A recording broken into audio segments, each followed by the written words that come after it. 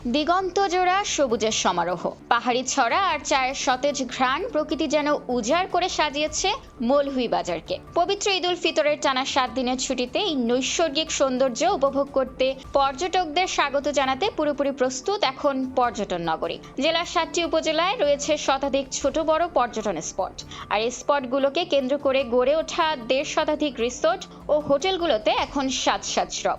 এরই মধ্যে 5 তারকা মানের রিসোর্ট ও ইকো কটেজগুলো প্রায় 80% আগাম বুকিং শেষ হয়ে গেছে। ব্যবসায়ীরা আশা করছেন ঈদের আগেই তা শতভাগে পৌঁছাবে। পর্যটকদের প্রধান আকর্ষণ বরাবরের মতোই শ্রীমঙ্গল ও কমলগঞ্জ। প্রকৃতির কাছাকাছি থাকতে পর্যটকরা এখন শহরের হোটেলের চেয়ে বনের ধারের কটেজগুলোকেই বেশি বেছে নিচ্ছেন। গ্র্যান্ড সুলতান টি রিসোর্টের মতো বড় প্রতিষ্ঠানগুলোর বুকিং এরই মধ্যে প্রায় পূর্ণ।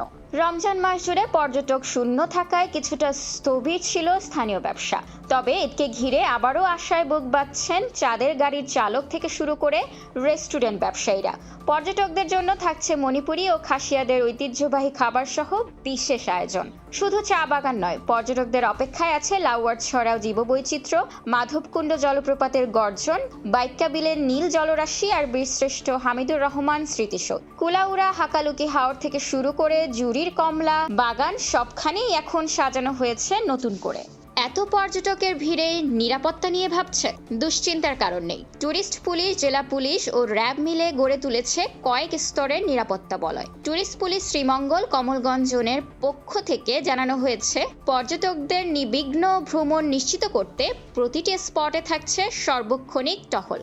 ইট পাথরের শহরের কোলাহল ছেড়ে প্রশান্তির খোঁজে যারা বের হতে চান, তাদের জন্য মৌলভীবাজার হতে পারে এবারের ঈদের সেরা গন্তব্য। চায়ের দেশ কি আপনার এবারের ঈদ তালিকায় আছে? খোলা কাগজ, ঢাকা।